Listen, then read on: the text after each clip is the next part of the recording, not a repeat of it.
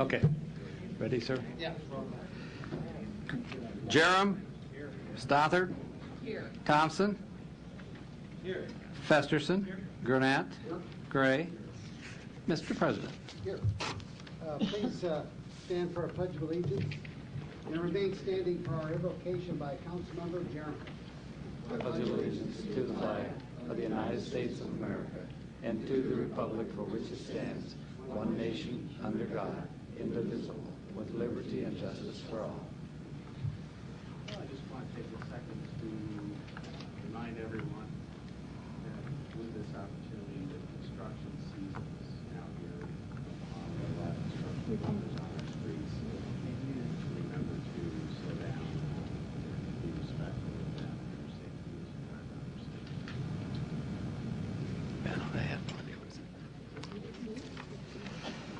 City Clerk certified publication on the Daily Record on April 26th. Notice for repeat council and regular City Council meeting April 30th, 2013. A current copy of the Open Meeting Act is posted in white binder on the east wall of the legislative chambers.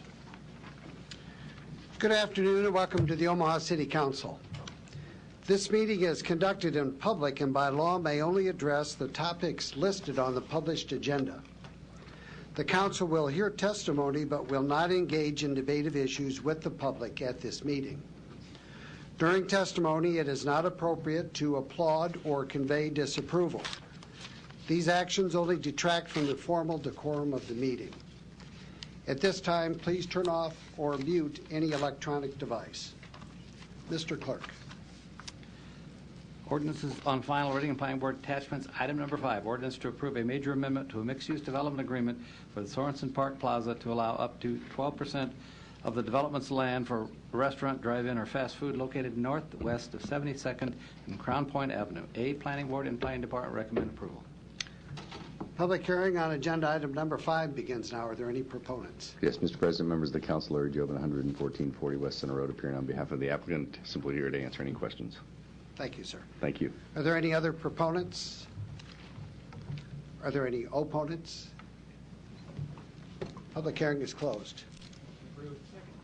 Roll call. Jerem? Yes. Stothard? Yes. Thompson? Yes.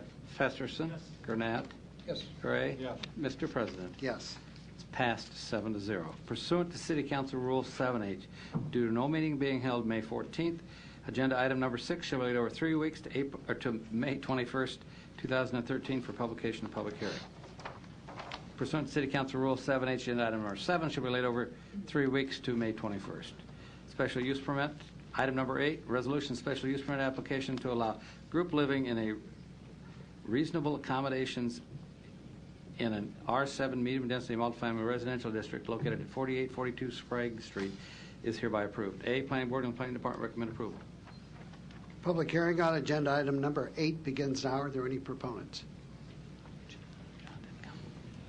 Doug Kellner, 10836 Old Mill Road, here on behalf of the developer. Available to answer any questions if you have them. Thank you, sir. Are there any other proponents? Are there any opponents? Public hearing is closed. Oops. Here we go. Oh.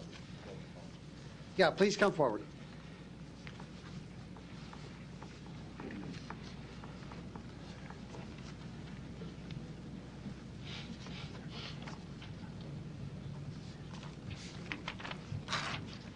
Yes, my name is Joyce Goodwin, and I own a house on 4820 Sprague Street, and I object to the renovation of this property for the purpose of housing 32 families headed by mothers. Regrettably, these mothers are in need of substance abuse treatment, and I object for the following reasons. For reason number one, inappropriate demographics of this particular neighborhood. This street is a small, quiet, residential block consisting of only 10 houses. There's Fontenelle Park to the east and a dead end to the west. So it's very concentrated and confined. The street is narrow with limited parking on one side.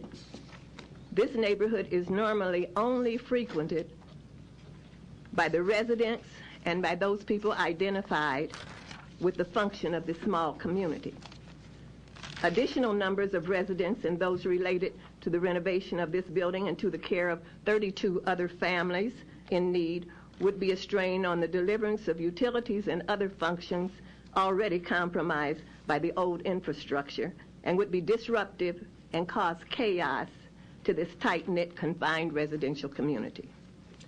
Large group living does not mean residential treatment for persons addicted and persons with mental illness.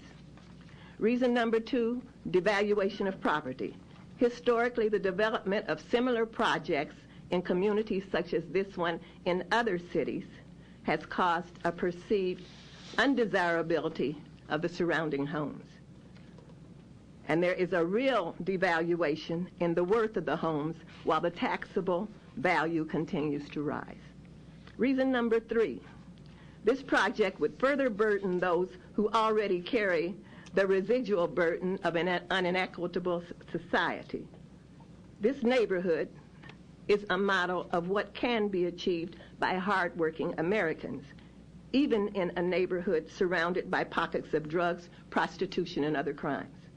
On this block, persons of varied backgrounds and ethnicity, African, Asian, Caucasian, African American, have pulled together to make their block a clean, picture-pretty neighborhood where children play together. Mind you, they play outside, where people share barbecue and lawn equipment. This is their piece of the American dream. And I want to know why anyone thinks that they can sustain the intrusion of this particular kind of facility better than a richer, more metropolitan area. Or has this site been chosen without thought of the residents, nameless persons not worthy of consideration? Reason number 4, the use of this site does not reflect the productive use of available facilities in Omaha. And I refer to facilities such as Utah Holly and Cooper Village, which were at this time this project was taken on, became available.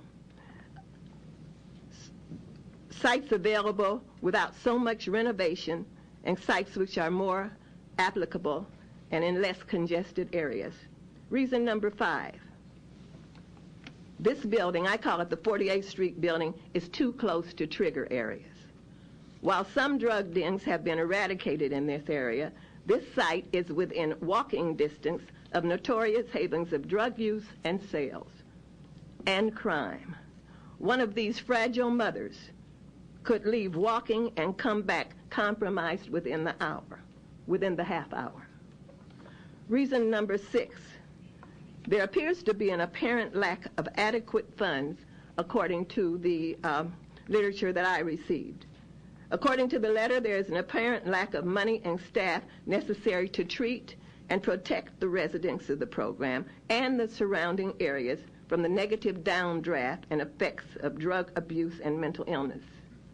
Is this fair to those receiving treatment or to the Sprague Street residents? I could go on, but at this time I will close by asking one question. Is there a vacant lot in your neighborhood? And I'm referring to the people who have taken this program on, this project on. Even better, in your up-and-coming new development where you live. Perhaps a building, one abandoned by a contractor. Is there a lot or a building within a couple hundred yards of you, perhaps across the street from your parents? And this is what we who are sitting here, this is what we face. Is there an available building or lot close to where your grandchildren and children play? Perhaps it should be considered as a site for this program. Perhaps it should be a site for this struggling, congested, underfunded, understaffed drug treatment program. I thank you very much. Thank you. Are there any other opponents?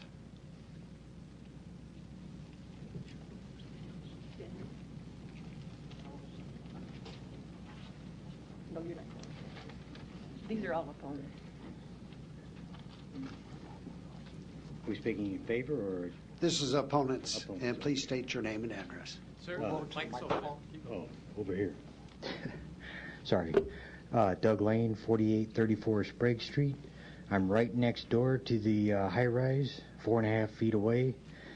And there's about 17 feet 6 inches between the two buildings, my house and their building. That's pretty close. I've lived next door to a treatment center for 18 years at a different location off of 72nd Street. Big difference is there was a vacant lot between us, a lot of trees. The people came and went. There was no overnight stays. The people there were generally there seeking help. It was essentially a self-help program, but anyway, I don't need to name that program, but there was a large vacant lot between myself and that center, and I'm all for what they're trying to do. I think everybody on this board knows somebody who has been affected by substance abuse. I think we all know somebody, and certainly help is needed. It's really up to the individual, but certainly you got to give them help as well. So I applaud the organization, whoever they are, for trying to, offer up the help, but I don't think that the location is proper. Anyway, I don't know what else I can say. Yeah, that's all, I guess. Thank you. Thank you. Are there any other opponents?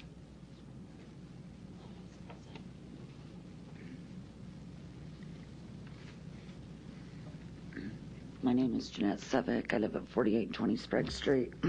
I disapprove of the residential treatment facility being up by our house. I used to work at Utah Holly, and I know we had the police called there every single night. I seen staff get beat up, kids run off, break up things, and it was just like chaotic every single night when we were doing our job there. And I think it's just too close to our residential houses, and it needs to be out further where if the kids get mad or whatever, they can go walk things off and not take their anger out on everybody's houses and cars as they get ready to leave the neighborhood after, they're ticked off at the staff or don't agree with something. And like I said, we had the police there every single day at Utah Holly, and I just don't feel that it should be put in our residential neighborhood. Thank you. Thank you. Are there any other opponents?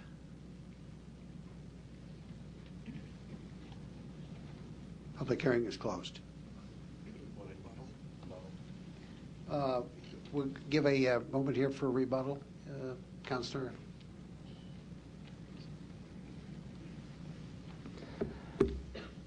I guess I've got a few comments, and maybe Rick can help out some with this too, or Mr. Cunningham.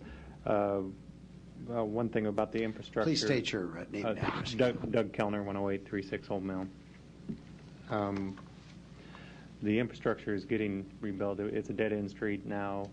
Part of the North Star project that's going in is connecting those streets and making that go through in the future. As far as a lot of the uses, currently their plan is for women and children, so it's not I guess maybe not quite the same uses they've had. We're a little bit surprised by some of the comments here. We've had several calls to our offices about it, and it's been positive, I guess. So we didn't realize about the negative comments. I just want to add to that. Dan Dolezal with Alley Pointer Maquetto, 1516. Dan Dolezal with Alley Pointer Maquetto, 1516 Cummings Street. Just picking off of Doug's comments, we have had several neighborhood meetings, invited all the neighborhood to come in and voice their concern. We had, I believe, 2 or 3 of those meetings, and we just received positive comments on all fronts on that. So, I guess, do you have some questions? Or? Yeah.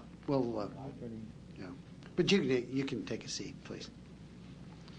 Public hearing is closed. Mr. Thompson. Thank you, Mr. President. Let's go ahead and have Doug and Dan come back up. These are the two that just said their names. So you're not going to have teens, at-risk teens?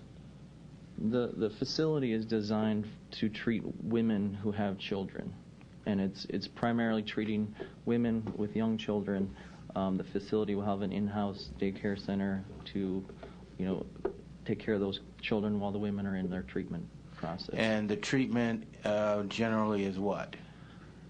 What type of treatment? It's generally drug and alcohol treatment. Okay. Primarily drug treatment. And is it court referred or counselor referred or what? All the above? I believe all of the above. Okay. How many, is it inpatient or outpatient? There's a combination of both. There's one floor that's dedicated to in-treatment where a number of families will live on one floor, and then as they graduate, as they go through the treatment process, they'll graduate and they'll become more of a transitional housing on the upper two floors, and it'll be almost like an apartment. Well, they'll be under the umbrella of support, but they also can be receiving some job training and also have a job and kind of process to get them back on their feet. So you've got 3 floors. 3 living floors. 3 living floors. One is outpatient, one is inpatient, one is transitional. 2 are inpatient. I'm sorry, 1 is inpatient, 2 are outpatient. Outpatient. Or transitional. Mm-hmm. And so what if the children are teenagers? Are they allowed in, or are you talking about 8 years and younger? Talk to me about that. Primarily 8 years and younger. I mean, there's probably occasion where there's some older children that they could live with the other parent or in the facility as well. But those people primarily aren't receiving the direct treatment. I mean, they're receiving treatment as a family. So I mean, they are receiving some treatment, but not the focus of the treatment is the person who has the addiction. Mm-hmm. How many beds? We have 3 floors, and there's 8 units on each floor, and there's primarily 2-bedroom units with 3 3-bedroom units. So that would be somewhere around 50 beds in that neighborhood. Yeah. Okay. You've met with neighbors before, or you just had conversations over the phone? No, we had a meeting at the Omaha Boys and invited all the neighborhood to join in that meeting. We did have some neighbors there, and we didn't receive any negative comments. How many counselors are you going to have? Staff, I believe there's 8 staff. I'd have to look through the program again. Okay. And will there be a registered nurse on staff? You have a psychologist? There are a number of licensed treatment professionals. I'm not sure of their stature. Okay. I'm trying to get an idea of what it is you're going to run, and that'll kind of tell me what kind of flavor that you will add to the neighborhood. Sure. They do have other successful treatment facilities. This is Heartland Family Service. They're a reputable treatment facility. They do have other facilities here in town as well as Council Bluffs that run fine. So, give me an example of one that runs fine. I know the one that they have in Council Bluffs. It's it's the Family Works program. It's a successful program. Okay. So you have a history, and you have kind of like a report card? Definitely. Mm-hmm. Are we at some point able to see what your history has been, what kind of results and what kind of report card you have? Yeah, the owner could probably provide that information. Okay, that might make a difference, whether you're established and successful or whether you're just starting up and trying something new. No, it's definitely it's a proven program that they've established at other locations and are now essentially outgrowing another location they have in town and are looking to expand based on the need. Are you in any way connected to North Star, or you just happen to be next to them? We just happen to be next to them. Okay. All right, that's all I have right now, Mr. President. Dan, I apologize, but tell me again, what's your position? I am the architect for the project. So you're the architect, okay. All right, fine. Mr. Gray. Thank you, Mr. President. Someone from the neighbors group, because I'm like the developers. I'm perplexed. There were 3 different public meetings, and the one on and to make sure that, because I supervise the young people that sent the flyers all the way down Sprague Street, so I guess I'm wondering, did you all not? I don't need you all right now. I just need someone from the neighbors. Did you not know about it, or did you not get the flyer, or? We never got a flyer, sir. Out on Sprague Street. I watched them put them on doors. Did they not? No, sir. All I think we ever got, sir, was a letter. This letter right here, sir. The first letter, and then it was canceled. Sir, could you come down to the Come down, yeah, because I don't. Yeah, can we see the date of that letter? And Yes, sir. Put it on that. it'll go on that. Yeah, if you put it on there, it'll go right here. Yeah. And then please state your name and address. Turn it around. Turn it around so we can read it. No, straight up and down. There you go. Okay. I'm Larry Steen, and I reside at 4821 Sprague Street. But we never received any flyers. No flyers whatsoever. And this letter here that you have is what? This letter states that we're having this meeting today. This is from the city. Okay. Oh, this is from the city. Yeah. Yes, sir. Okay. Move it so we can see where the address, if you move the letter down a little bit.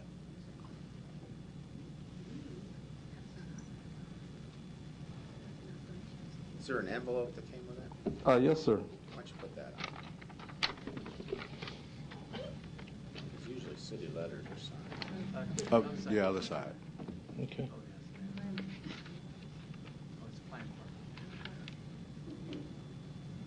Okay.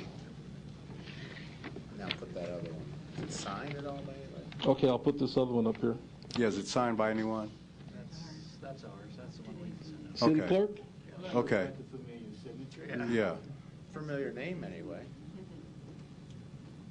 But the other letter that you previously had up there, was that signed by anyone? No, sir.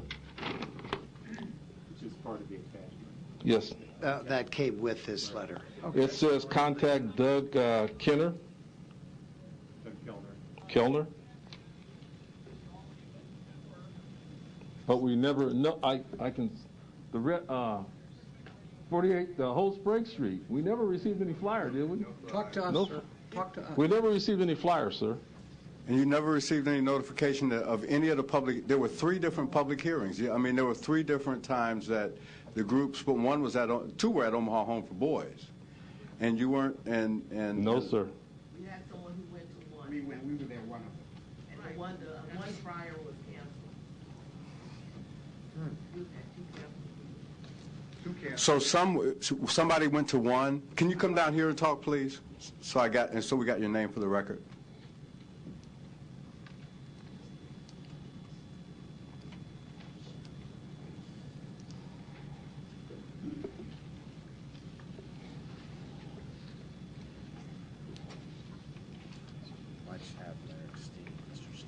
My name is Lois Sanders. I reside at 4835 Sprague Street. And I've got a notice. My name is Morris B. Sanders. Okay. I am Lois's husband. We live at 4835 Sprague. We did attend one meeting, and the other 2 was canceled. Okay, but you attended the one meeting. Did you express opposition at that one? Actually, it was a done deal, and what they was doing, they was informing us of what was taking place. It wasn't anything. Each meeting that we've been to, it's like this one. The vote has already been taken, which was the 16th, I think. Yeah, 416. Oh, yeah. You got an approval here. Planning board. Beg pardon? Yeah, the planning board. Right. Was approved 416. So this has already been done. So, well, we were here. No. Let me back you up a minute now, because I'm talking about the presentation at Omaha Home for Boys and a couple of. Were you at that one? My wife and I and my daughter. Okay, so there was no vote taken there. No. Because I was at that meeting, there was no vote taken there. One we went to, you were not at there. that meeting. No, you weren't there. Was that Omaha? Did we have more than one at Omaha Home for Boys? No, you was not there. Yeah, I was at the meeting. Well, I attended that meeting, and because I had a few questions, even when they said they were going to renovate the apartment. Mm-hmm. and make it into for helping drug abuse, because there was some concern then, but no one said that it was option for a vote on. It was just everything that you were being presented was already done. So I said, we're just attending meetings that everything looked like it's been done. I've been down here to this, in this building right here, in this room twice already. Over this issue? Yeah, letters I keep receiving, one for the street, now for the apartment, all of it's rezoning, right. Mm-hmm.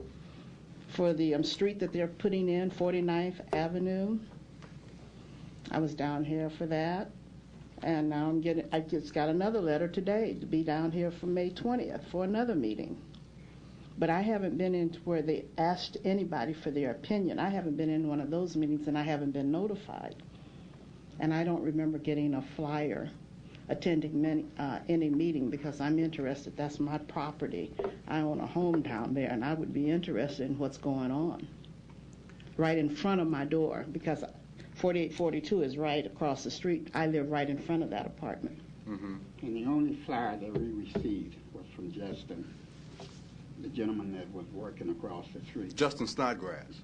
Yeah, yeah. But anyway, he said, well, this is what we plan on doing. And he brought it over and he showed it to me. He said, well, I'm going to leave you one. I said, okay. I made a copy. And I said, okay, so Lois, this is what's going on. She said, okay. And that was it. That was the only flyer that was delivered on Sprague.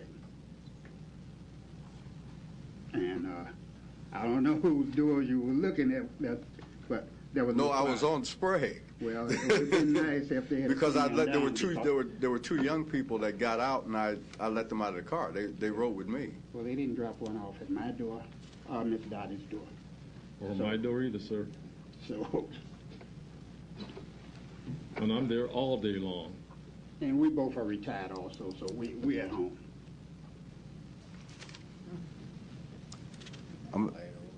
Yeah, let me. Is it would a layover help? Would a layover hurt your efforts at all? Just if we did it for about 2 weeks. Okay, and the reason why I'm saying that is because I think we need to 1 or 3. 1 or 3. 1 or 3 weeks. 3 weeks. What are your thoughts about that? Okay, and the reason why I'm saying that, I guess, is because the people on, because there's some, I'm not convinced that, are we talking about, because they've been at other properties. Part of this is because Heartland has been vetted at a number of other places where they've not had any problems, and they've not had any anger issues with anyone, and they've done well at the locations that they've been at, and there's not been any reducing property value, has there? Mr. Cunningham? Well, at this point, the building in question actually had a demo order on it for many years. It was cleaned up on an agreement when North Star purchased it along with all the rest of the property in this area that had demo orders on it. Some of it was demolished. This structure was cleaned up and then cordoned off. Then it was sold to Heartland Family Services for this purpose.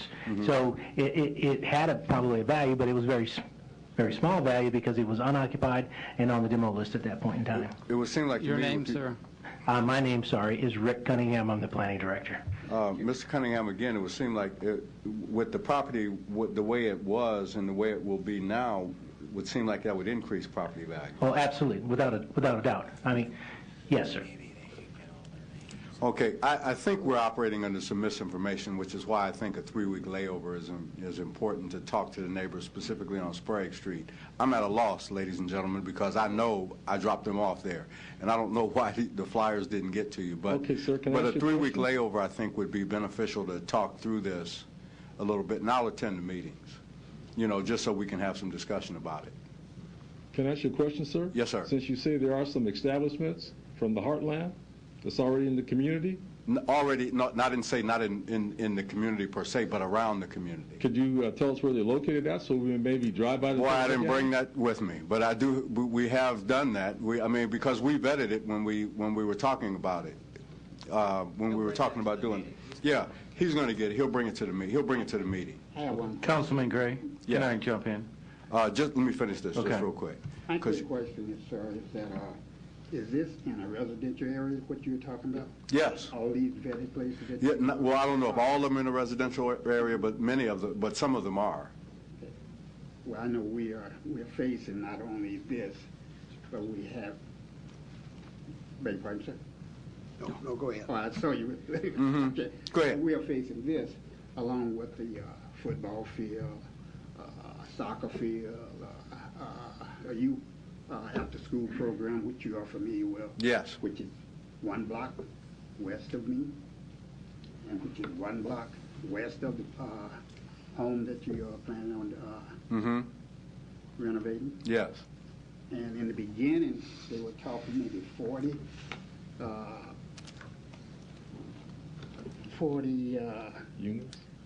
units. Now, the rezoning program part of this, they talking 80. So They didn't say 80 units. You said 50. not the units. It's actually 16 units, which they have right now. Okay. 16 apartments. I think what we need to do here is I think we're not going to solve it today. So I think what we do is we lay it over, if you don't mind laying it over for 3 weeks, so that we can have a discussion specifically with the residents on Sprague Street. And I'll make sure you get the information this time. And because I think some of the things that you say about, especially about property values, is not accurate. Because the property values are low now as a result of that building being the way it is. With the building being upgraded, it would increase property values, I would think. But I think we ought to get together. Rather than have a discussion here, I think we ought to do it in a private session with you all in attendance. Because I'm like them. I was at 2 meetings, and I'm surprised that there was any opposition. I hadn't heard it. We didn't see it, you Okay. I attended every meeting that I got information on. Okay. I just want to say one thing. My name's Derek Goodwin. I live at 4820 Sprague. And I just want to know, how did it get, it looks like it got zoned under the large group living with reasonable accommodation. That's what the permit is under. How come it's not zoned under a residential treatment facility? Because it is what it is, and that's what it is. And then you got to realize, Mr. Gray and all you other council members, I'm all for women getting their kids back. And I know we haven't talked about it, but we all know some of the kids are taken from the home, transition back from the foster care, and you're trying to give. It is what it is. When you've got women, pregnant women or any women, there's not a man too far behind.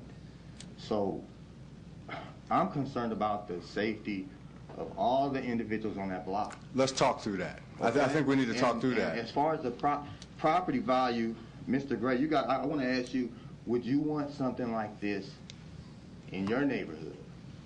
And how can you say that would not affect somebody's property value when anytime you have dysfunctional people, there's a situation where, I'm not saying always, but a lot of times there's crime involved, there's drugs involved. I've seen it already down there when Parkcrest was down there. And then there's another thing that I want to talk about real quick. They asked you about, has there been any other program like this? Can I put an exhibit up real quick just for you to see, or on here what they say? If anybody can read it. It says, this is Exhibit A, page 216. The program currently operates in a suite of small apartments rented from a larger apartment complex located at Park Avenue near Midtown. That's what they're saying at this program, and they're going to spill these people. And it also says, however, in order to fully leverage the fixed costs required to operate the program and generate the revenue required to sustain the program, a new location that will allow 16 families to be served at one time is essential. At the same time, in a facility owned and controlled by AFS, as is proposed in this project, the safety of the women and children in care will greatly be enhanced in this location. And then it talks about how they got to move the people out because there's bed bugs and roaches caused by other people in the complex. Not the people in the program, apparently, but other people in the complex.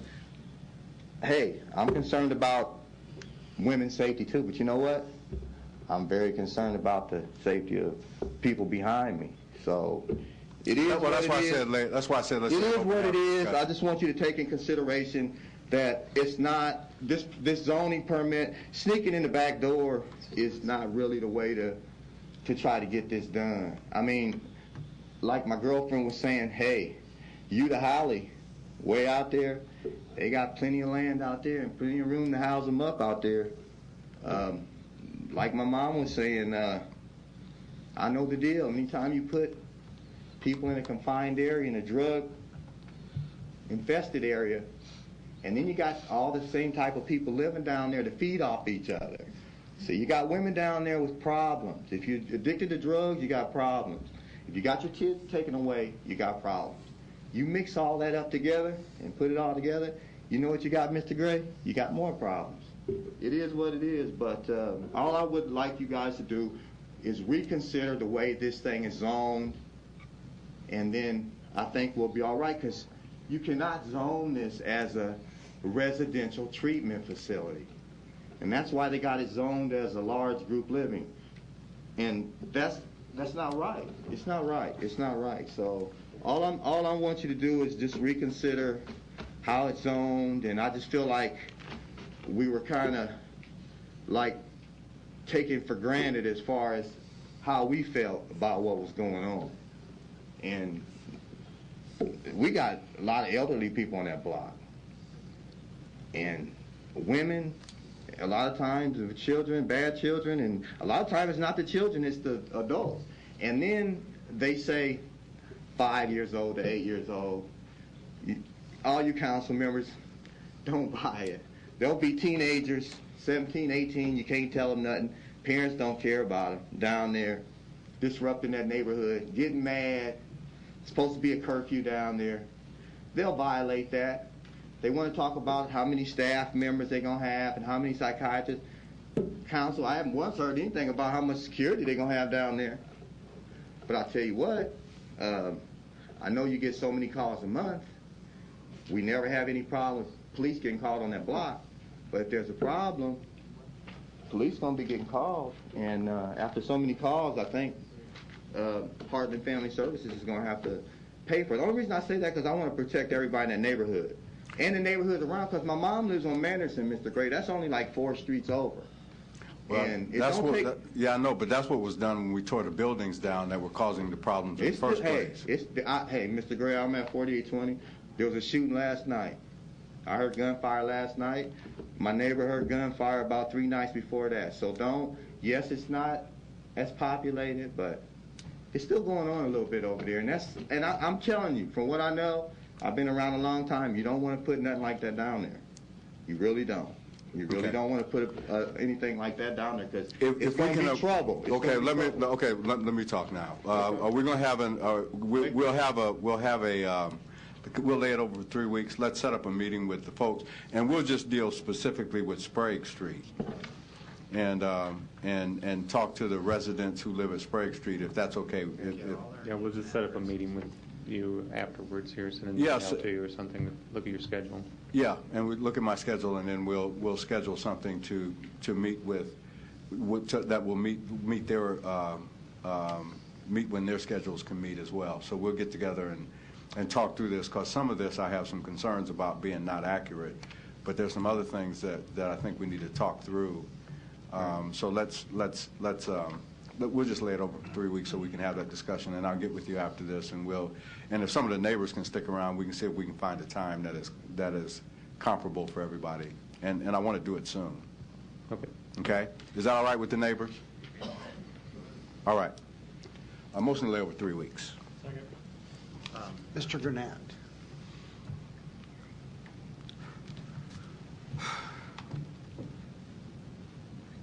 In all the years that I've been here, and I'm sure my colleague, Mr. Thompson, has heard this too, not in my backyard. We're leading to that, Mr. Gray, if you would, when you have this discussion, there was something that was alluded to about funding, a lack of, or not enough of, or too much, or whatever. Could you put that on your agenda to see if you can get an answer to that question? It was brought up by someone that does live on Sprague Street. A couple of questions and a quick comment, if I may. Mr. Cunningham, could you please address the zoning question that was mentioned at least 3 times by the neighbors? Rick Cunningham, Planning Director. The parcel is currently zoned R7, and that is not being changed. This is a special use permit. This use is allowed by special use permit within R7. Okay. And there was a gentleman, his first name was Doug, I believe, and he's right next door to this facility.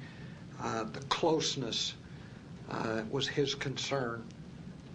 Is there a specific amount of setback and buffering between this structure and neighbors? I really couldn't tell on the copy version that was provided by staff. I couldn't tell. Could you address that? Rick Cunningham, Planning Director. Again, these are 2 existing facilities.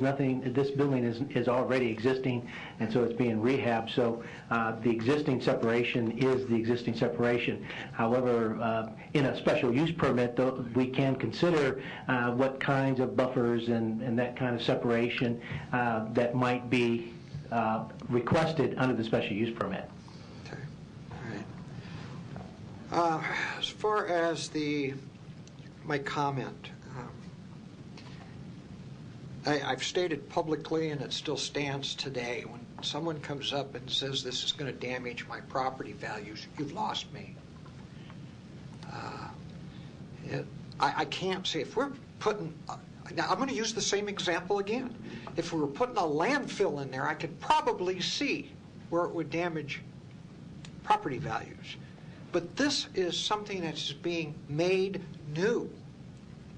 It's an old facility that's going to be rehabbed and given new life. I agree with my colleague to the left. If it's going to do anything, it's going to increase the neighborhood's property values. And those have good things attached to that.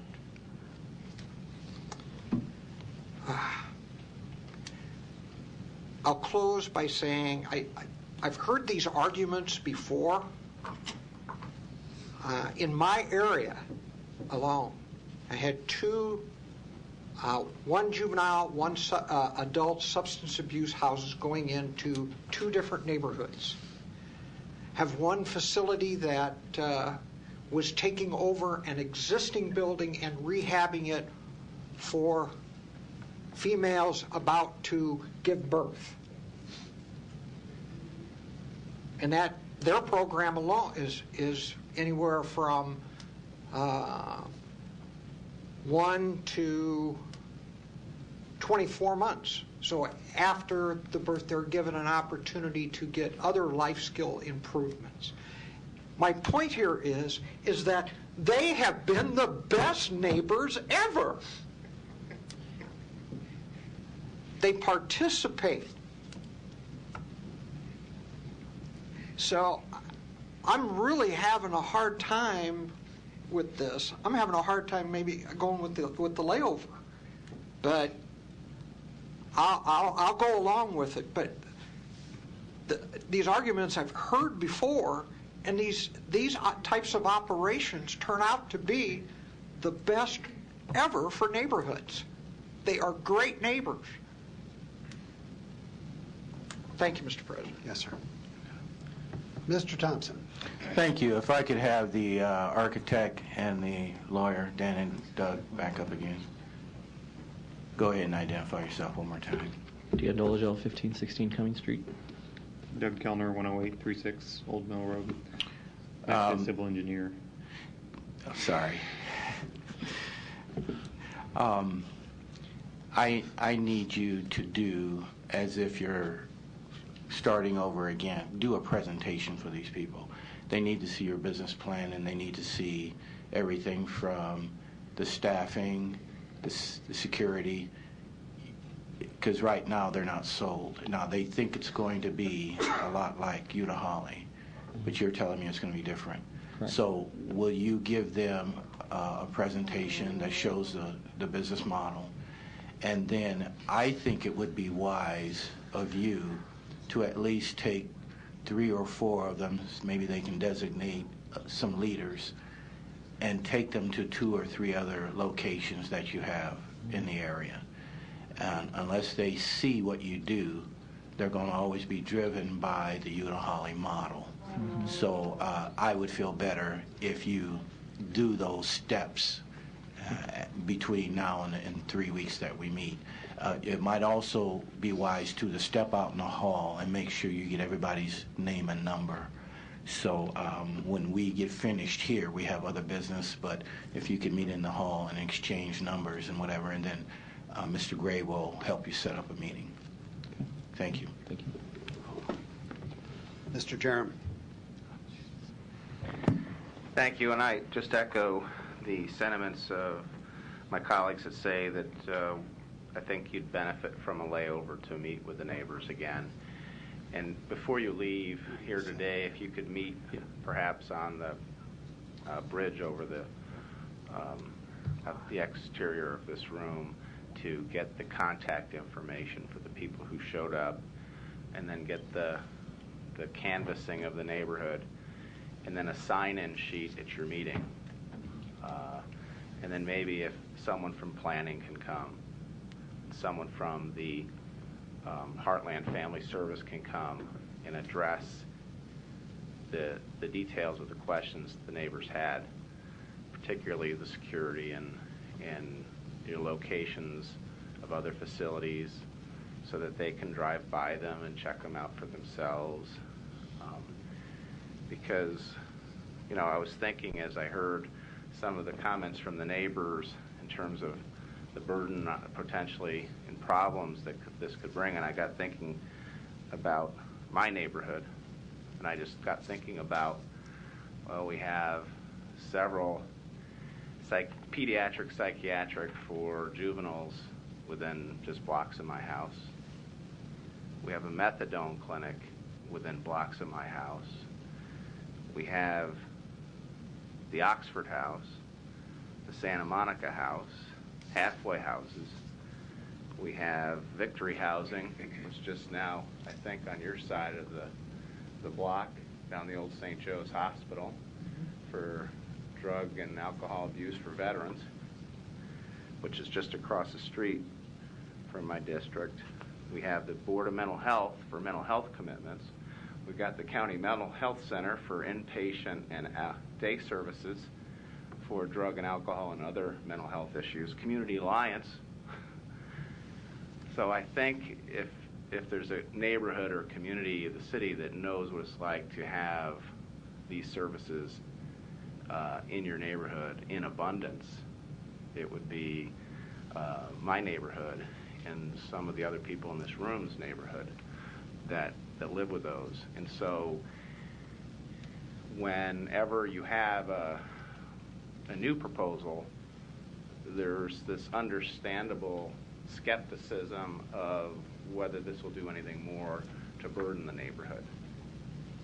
And the education process to show other neighborhoods and how they've dealt with these things and what happens when their projects are there, particularly with the operator involved, would be very helpful in this meeting.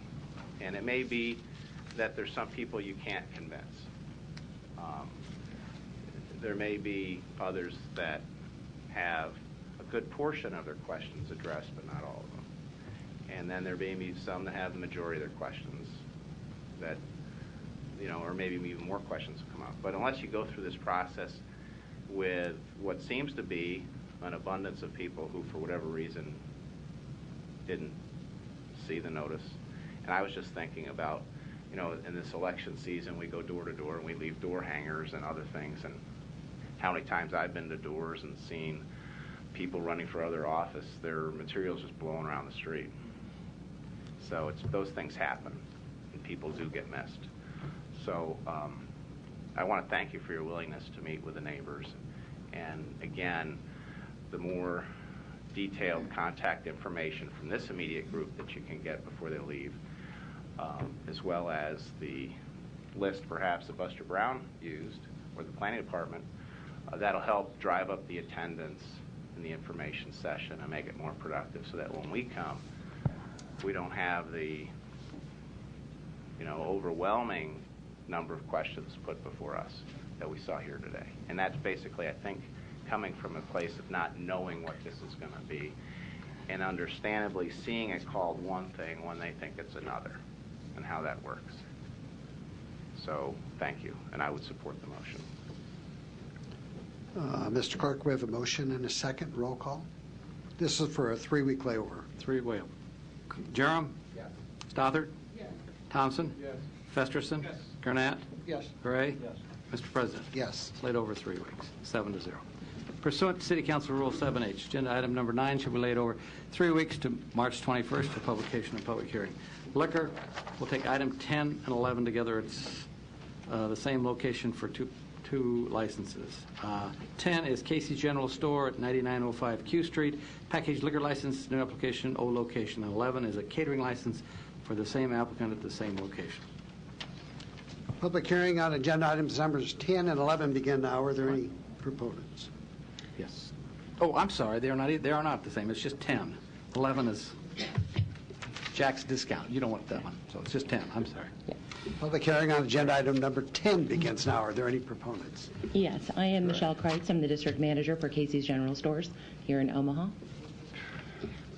Thank you. You want to partner with Jack? No offense, but no. He's on North 120th. Are there any other proponents? Are there any opponents? Public hearing is closed. Roll call. Jerem? Stothard? Thompson? Festerson? Gurnett? Yes. Gray? Mr. President? Yes. It's adopted 7-0. Now 11 is Thank you. Jack's Discount Tobacco and Liquor at 721 North 120th Street, catering liquor license. New application, old location, presently holds a package liquor license. Public hearing on agenda item number 11 begins now. Are there any proponents? I am Adam Watson, 2125 South 114th Street. Thank you, sir. Are there any other proponents? Are there any opponents? Public hearing is closed. Roll call. Jerem? Stothard? Thompson?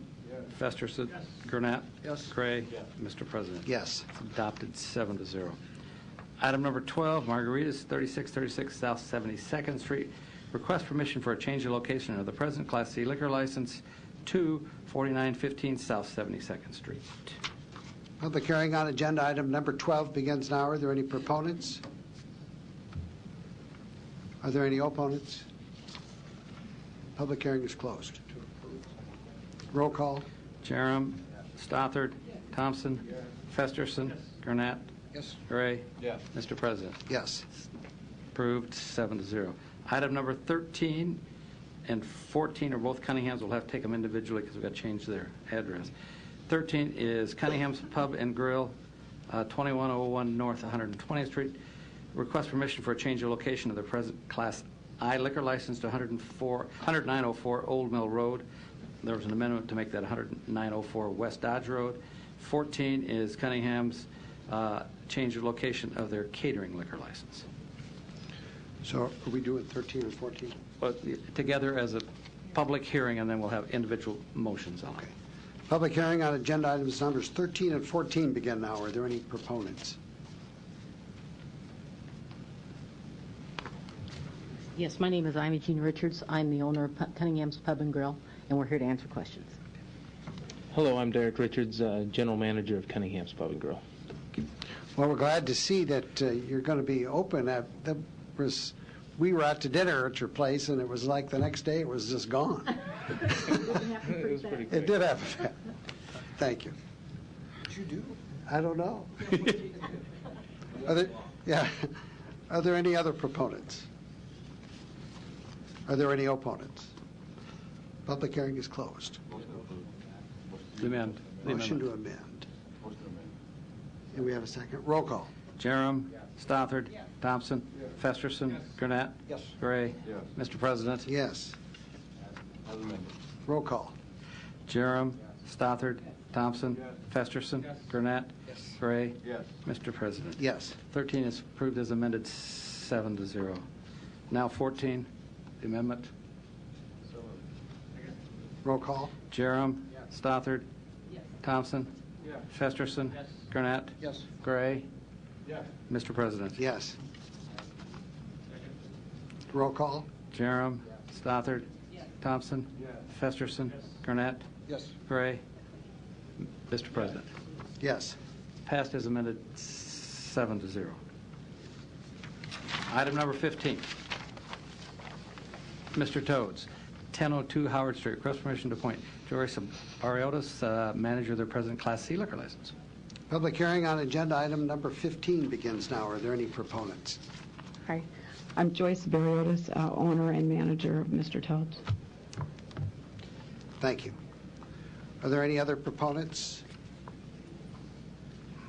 Are there any opponents? Public hearing is closed. Second. Roll call. Jerem? Stothard? Thompson? Festerson? Gurnett? Yes. Gray? Yes. Mr. President? Yes. It's Thank you. approved 7-0. Item number 16, Big Fred's Pizza, 1101 South 119th Street. Request permission to appoint John Miranda, manager. Public hearing on agenda item number 16 begins now. Are there any proponents? I'm John Moranti with Big Fred's Pizza, 11814 South 211th Street. Thank you. Are there any other proponents? Are there any opponents? Any samples? Public hearing is closed. Roll call. Jerem? Stothard? Thompson?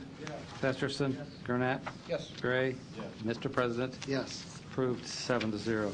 Item number 17 is the League, 741 North 114th Street. Request permission to appoint Lisa Gordon, manager.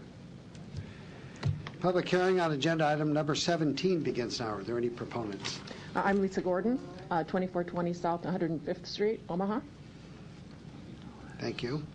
Are there any other proponents? Are there any opponents? Public hearing is closed. Second. Roll call. Jerem? Stothard? Thompson? Festerson? Gurnett? Yes. Gray? Mr. President? Yes. Approved 7-0. Item number 18, Old Mattress Factory Bar and Grill, 501 North 13th Street. Request permission for a special license for a beer garden on May 24th, 25th, and 26th. Music will end at midnight. Public hearing on agenda item number 18 begins now. Are there any proponents? Yes, good afternoon. Mark Hennemark, 1601 Dodge Street. Thank you, sir. Are there any other proponents? Are there any opponents? Public hearing is closed. Roll call. Jerem? Stothard? Thompson? Festerson? Gurnett? Yes. Gray? Mr. President? Yes. It's approved 7-0. Item number 19, YFC Incorporated, 1124 North Happy Hollow Boulevard. Request permission for a specialized license for Maha at Stinson Park on August 17th with music until midnight. Public hearing on agenda item number 19 begins now. Are there any proponents? Yes, hi, my name is Mike Toohey. I'm at 750 Fair Acres Road, Omaha, Nebraska. Thank you, sir. Are there any other proponents? Are there any opponents? Public hearing is closed. Mr. Jerem. Yes. Welcome, Mike. Thank you. Mr. Bashir. Would you care, while you have the limelight and perhaps the viewers at home watching, the City Council care to tell us a little bit about Maha Fest 2013? Great. Well, thank you for your consideration today. First of all, Maha this will be our 5th festival. It's August 17th at Stinson Park, which is in Exarban Village. We currently have 13 acts booked. They'll play on 2 stages. There are many community stakeholders in this event, so we feel like it's really building momentum, being our 5th year. It's a popular event, and it's gaining momentum all the time. It's a 100% volunteer run. We have well over 200 volunteers who staff the event all day long. Last year, we added a community village for nonprofit organizations, so we have many different organizations present at the festival all day long. So there's events there for people of all ages. Our target here is to really offer an event that's going to be fun for young people in Omaha. One more thing for them to do. It's an activity that we have tremendous following. Social media seems like they're very excited about this year's lineup, and so we thank you very much for your consideration. Troy, would you like to add to that? Trey Brashear, 15368 Grant Street. Again, I would echo Mike's sentiments and thank you to the council and the community for the support of MAHA. It is becoming a unique destination event. Last year we had attendees from 35 different states. Attendance was over 4,300 this year. Ticket sales so far in response to the lineup are up over last year, so we think the trend is the right way. It's going the right direction. Of those who attended, our survey said 18% stayed overnight in area hotels. So we are slowly and surely getting to become that kind of signature event that creates economic development for the community, and we appreciate all that all of you and everyone else in the community does to support us. Thank you. Thank you. And I want to thank you, too, for working with the neighborhood, Exarban and Elmwood Park. It's been promoted on their social media site. They're very supportive of it. They not only are rooting for you, they're actually at the event, taking part in it. And I think last year we only had one person who lived south of Center that had an issue or concern about the noise, and that was something I thought, in balance of the thousands of people that supported it, with the event basically shutting down at midnight, was something that was within the level of tolerance that for such an important event to the city that would be acceptable as far as I was concerned, because there's just overwhelming support for it and participation. So I want to thank you for that, and perhaps, continue your efforts to let the people know in the neighborhoods that the event will be taking place and the days of the event, so that they know, perhaps, if they wanted to make a trip to Walgreens and get the old plugs that I use when I go trap shooting or duck or goose hunting, that they We'll do something besides flyers on the doorknobs. Okay. Thanks, Mike. Get the word out. And we recognize it would be inappropriate to bring gifts to the council, but we do have just general stickers and buttons that we'll leave on the table for anyone who would like them. So, very good. Thank you all. Thank you. Mr. Festerson. Thank you. Does that include free MAHA tattoos? I know you guys are doing those too. We would be happy to arrange one for all the council members. This year. I would just note also we should commend Councilman Jerem for his rousing introduction of the band last year from the center stage, and hopefully we'll see his appearance again this year. Well, you're all invited and certainly welcome. And I appreciate the event. I know it's a labor of love for you guys, and it's a lot of work you put into this at your own expense. And so it is a great event for the community, and we appreciate all the work you do for it. And I'm excited to see, this is my third festival, I think, excited to see the lineup you just announced with the Flaming Lips and Bob Mould and Matt and Kim and some other acts that I think will be another great year. And pleased to support this today, as well as the other items on this agenda today that are similar in nature to MAHA, such as the Senior PGA Tour coming this summer. And we also discussed the Olympic swim trials coming back in 2016. So all three of these events coming together in 1 week here are a great culmination of things for the summer. So I look forward to supporting this, and I think we already have a motion and a second, right? Thanks. Yes. Thanks for all your work. Thank you. Thank you very much. Mr. Gurnett. I, too, applaud your efforts, but in defense of that one individual south of Center who calls me every time there's an event at Exarban Village, I'm sure that you've given the council assurances that you'll be doing your best to make the entire event palatable to those that are in attendance and not being a disruption to surrounding neighbors. It's absolutely true. We care about being a good community partner. We want to continue the people who attend very much like the venue, the atmosphere there, but we do recognize that we have an obligation to the community, and we will do everything we can, and we will look at our sound configuration and speaker configuration and those things to try and minimize to the extent possible.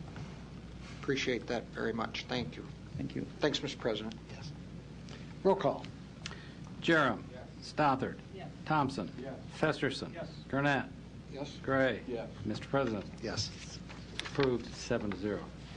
Consent Thank you. agenda. Any Thank member of the you. City Council may cause an item placed on the consent agenda to be removed. Items removed from consent agenda shall be taken up by the City Council immediately following the consent agenda in the order in which they were removed, as otherwise provided by City Council Rules of Order. The public hearings on agenda items numbers 20 through 23 were held on April the 23rd, 2013. Roll call. Jerem. Stothard. Thompson. Festerson. Gurnett. Yes. Gray. Mr. President. Yes. They're all passed 7-0. The public hearings on agenda items numbers 24 through 41 are today.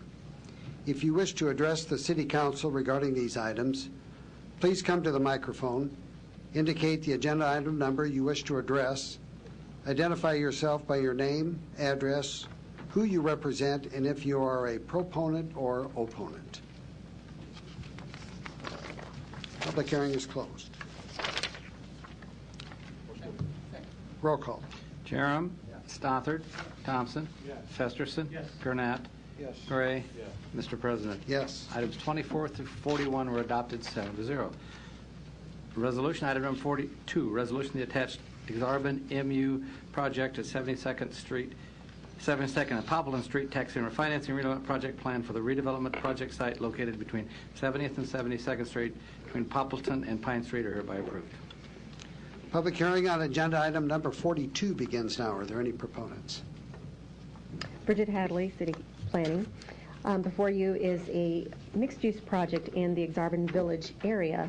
However, this is not a part of the original Exarban redevelopment project. It is a new project that will enhance a lot of the development that's already occurred, enhance the urban development that's already occurring in that area. This project mixed use in that it will contain or consist of at least 87 assisted living apartment units, as well as a hotel. Hampton Inn is the hotel, a 92-room hotel that is proposed, as well as approximately 10,000 square feet of commercial retail space. And a representative of the owner is here. Right now they are working with a few different ideas for the retail space. There is a phase 2 that is proposed. It's probably about 2 or 3 years out, and that will consist of independent senior living, or it just may be senior apartments, but that's about 2 to 3 years out. So this particular project does help to add to the vitality of that area, enhance that particular area, and make that vacant land right now very productive. It will consist, this particular TIF project is about a little over a $4 million TIF, and it does involve at least over $34 million in investment to the city. With that, I would ask for your approval. Thank you. Are there any other proponents? Are there any opponents? Public hearing is closed. Mr. Jerem. I can't let this young developer escape public recognition. Why don't you come on up and introduce yourself? Stephen Held. I work for Dial Companies, which resides on 11506 Nicholas Street. I want to thank you for not only your investment here, but we've met about some other things and your interest and your personal interest and your company's interest in Midtown, and look forward to this being the launch of several more good things to come that I know you're working on, and anything we can do to help you. I know the planning department's been very helpful with working with you on this, and keep up the good work. Thanks. Mr. Thompson. Yes, Stephen, one more time. I need to say my name again. Please. Stephen Held, Dial Companies, 11506 Nicholas Street. Is this the southwest corner of the development?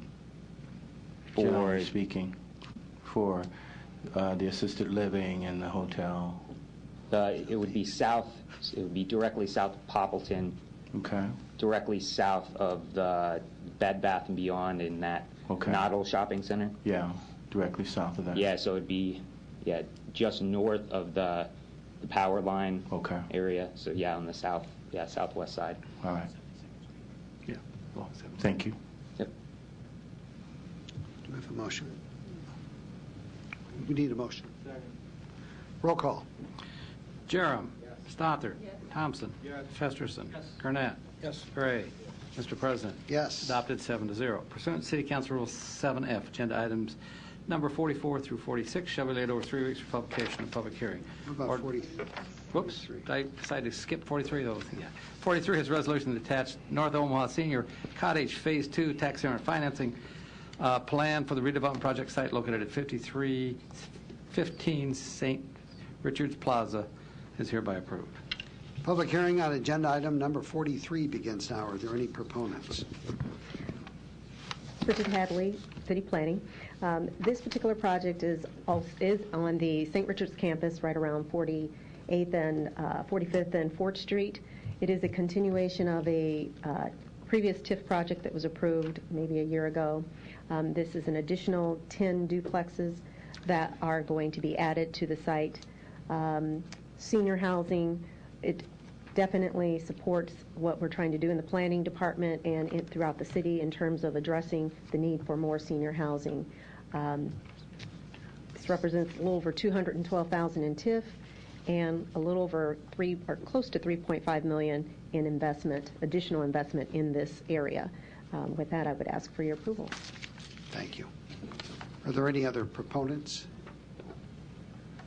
Are there any opponents? Public hearing is closed.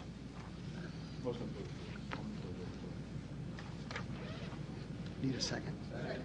Roll call. Jerem. Stothard. Thompson. Festerson. Gurnett. Gray. Mr. President. Yes. Adopted 7-0. Pursuant to City Council Rule 7F, agenda items number 44 through 46 will be laid over 3 weeks for publication public hearing. Ordinance on second reading, Planning Board attachments. Item 47, ordinance vacating the north-south alley east of 16th Street from Ames Avenue South. A, Planning Board and Planning Department recommend approval. Public hearing on agenda item number 47 begins now. Are there any proponents? Are there any opponents? Public hearing is closed. Item number 48, ordinance declaring the necessity of acquiring in fee simple the necessary private property interests for the purpose of constructing the Missouri River Wastewater Treatment Plant Improvements Schedule B CSO. Public hearing on agenda item number 48 begins now. Are there any proponents? Are there any opponents? Public hearing is closed. Item 49, ordinance authorizing the issuance of purchase order to Azteca Systems for a site license and maintenance services for the software, CityWorks software. Public hearing on agenda item number 49 begins now. Are there any proponents? Are there any opponents? Public hearing is closed. Item number 50, ordinance to approve the acceptance of the award for the United States Department of Justice grant in partnership with Douglas County for law enforcement programs, prevention, education programs, correction programs, planning, evaluation, and technology improvements. Public hearing on agenda item number 50 begins now. Are there any proponents? Are there any opponents? Public hearing is closed. Item number 51, ordinance to amend Omaha Municipal Code, Chapter 34, by adding a new article entitled Vacations and to consist of a new Section 341 through 342 to provide for a fair market value committee to determine compensation to be received by the city for the vacations of right-of-way. Public hearing on agenda item number 51 begins now. Are there any proponents? Are there any opponents? Public hearing is closed. Pursuant to City Council Rule 7H, the third reading on public hearing agenda item number 52 shall be held on May 21st. Pursuant to City Council Rule 7C, the public hearing on agenda item number 53 shall be, and through 54 shall be held on the second reading. Roll call. Jerem. Stothard. Thompson. Festerson. Gurnett. Yes. Gray. Mr. President. Yes. 315. We're keeping you up.